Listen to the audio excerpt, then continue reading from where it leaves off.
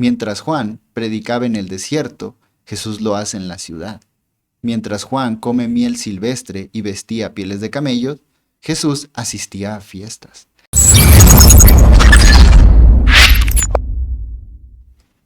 Hola, bienvenidos a Reflexión Teológica. Hoy hablaremos sobre un tema central en el mensaje de Jesús, el reino de Dios, tal y como lo encontramos en las Escrituras. Y es que, si hacemos una lectura panorámica de los Evangelios, no es difícil notar que el reino de Dios tiene un lugar muy importante en la enseñanza de Jesús. De hecho, es uno de los ejes principales de su predicación. Si te interesa profundizar más en la comprensión de la Biblia, te recomiendo visitar nuestros videos anteriores sobre cómo leerla y entenderla mejor. Pero en este video vamos a centrarnos en el concepto de reino de Dios y vamos a iniciar de lleno tratando de entender una palabra que nos es muy ajena, la palabra reino. ¿Qué es un reino? Nosotros en América Latina, o incluso fuera de ella, no vivimos en reinos. Por eso al escuchar la palabra reino, solemos imaginar cosas como películas tipo El Señor de los Anillos o Gladiador, espadas, coronas, guerras, tronos, imágenes que son épicas pero lejanas. Y si no tenemos cuidado, podríamos desarrollar una idea caricaturizada del concepto e ir a la Biblia con él. Por eso, hoy quiero que pensemos juntos al iniciar qué significa reino en una concepción antigua. Probablemente la figura más icónica de un reino sea el rey. Y sí, para que haya un reino se necesita un rey. Pero, ¿es el rey solo el reino? No exactamente. Imagina que alguien quiere ser rey.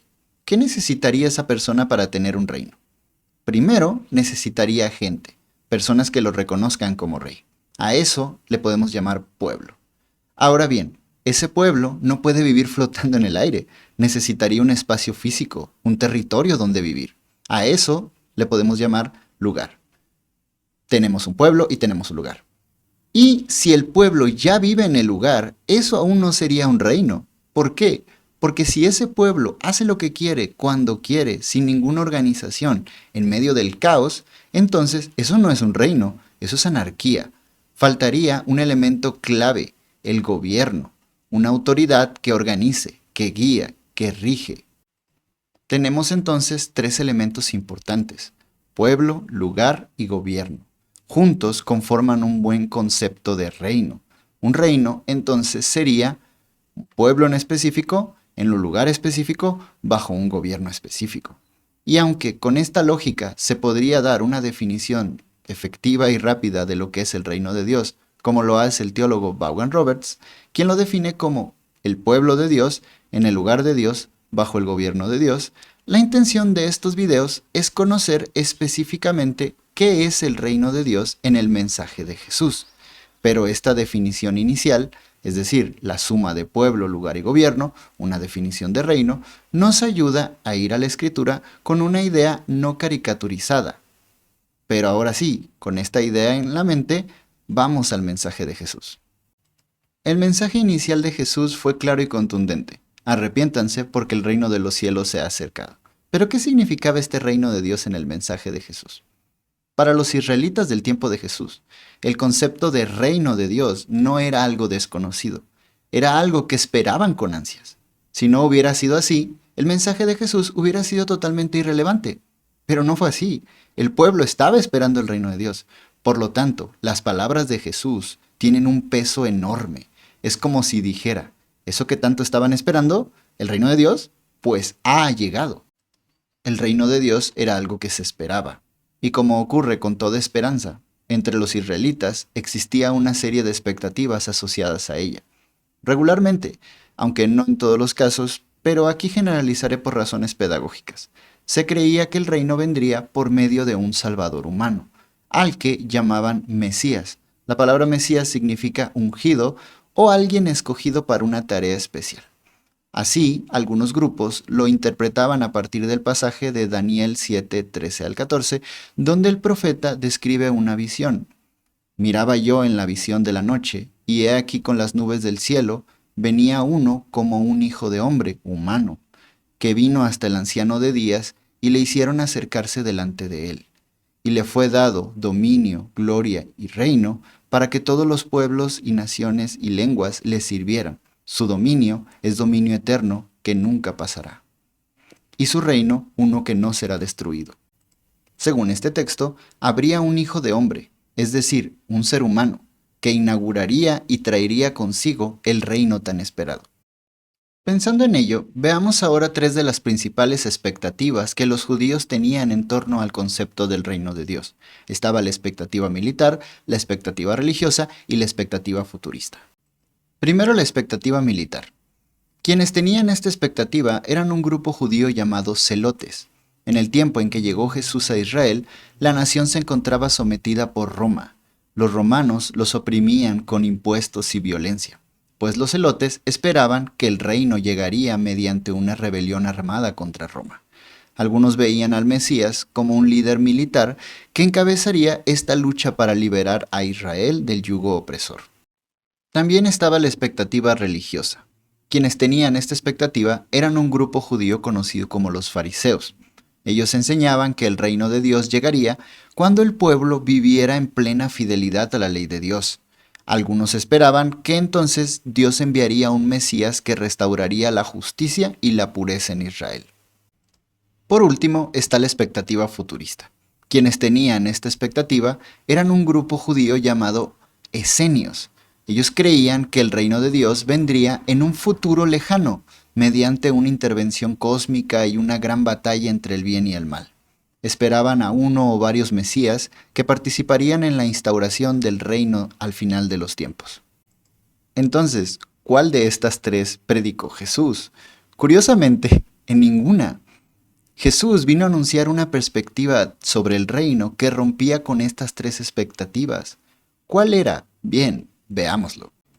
Ya vimos que Jesús llegó anunciando el reino. Los evangelios nos muestran que antes de él hubo alguien más que también anunció el reino, Juan el Bautista. Tanto Juan como Jesús predicaban lo mismo: arrepiéntanse porque el reino está cerca. Ambos anunciaban el mismo mensaje, y sin embargo, había una gran diferencia en la forma en la que lo hacían. Esta diferencia se nota claramente en sus figuras. Vamos a ver un par de pasajes que nos muestran tanto la figura de Juan como la figura de Jesús, y vamos a notar el tremendo contraste entre ellos dos. Primero vamos a ver un par de textos que nos hablan sobre la persona de Juan. En aquellos días vino Juan el Bautista predicando en el desierto de Judea, y Juan estaba vestido de pelo de camello y tenía un cinto de cuero alrededor de sus lomos, y su comida era langostas y miel silvestre. Y salían a él Jerusalén y toda Judea y toda la provincia de alrededor del Jordán, y eran bautizados por él en el Jordán, confesando sus pecados. Ahora veamos un par de textos que nos hablan sobre la persona de Jesús. Al tercer día se hicieron unas bodas en Caná de Galilea, y estaba allí la madre de Jesús, y fueron invitados a las bodas Jesús y sus discípulos.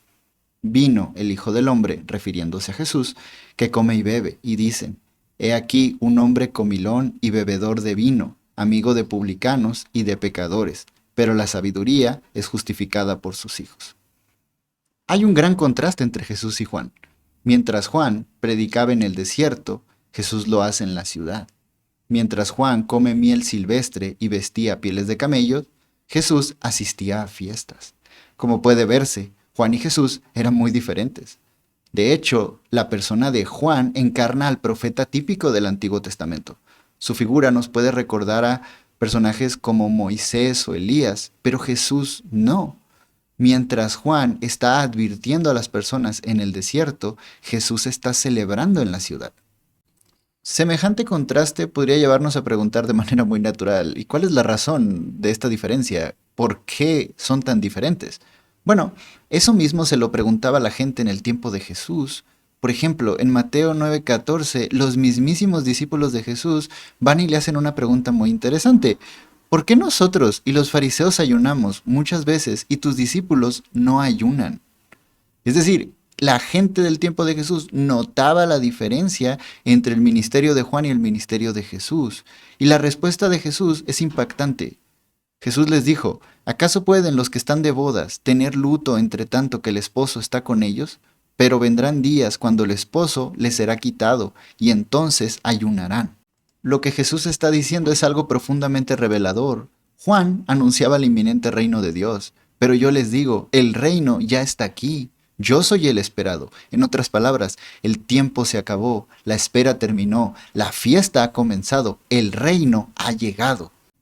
Que el reino había llegado con él, Jesús lo anunció de forma clara en muchas ocasiones. Por ejemplo, en Lucas 17, los fariseos le preguntan, ¿cuándo vendría el reino de Dios? Y Jesús les responde, el reino de Dios no vendrá con advertencia, porque el reino está entre vosotros.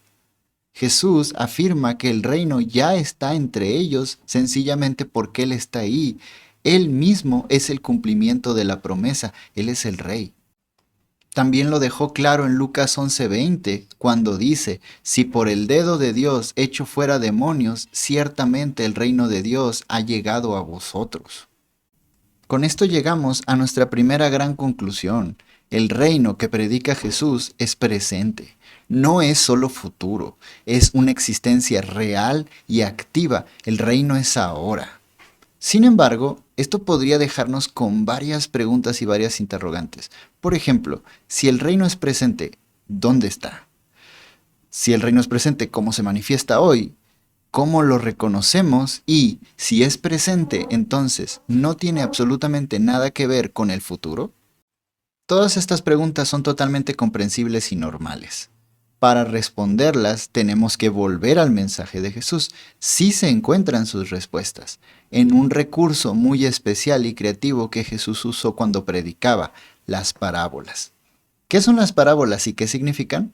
Bueno, creo que un primer acercamiento sería muy sencillamente decir que eran historias contadas por Jesús. Pero si queremos comprender qué es el reino de Dios y cómo es que ya está presente, las parábolas son fundamentales para comprenderlo. De hecho, la mayoría de ellas comienzan con la expresión el reino de los cielos es semejante a. Así que si queremos conocer cómo es que ese reino es presente, tenemos que escuchar esas parábolas y dejar que nos hablen. En los siguientes videos estaremos trabajando en comprender qué son las parábolas y cuál es su significado en el mensaje del reino de Dios de Jesús.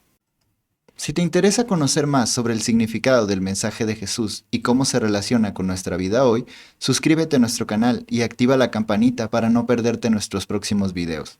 Y si este contenido te pareció útil, comparte con alguien que esté buscando conocer mejor el significado de la Biblia. Hasta la próxima.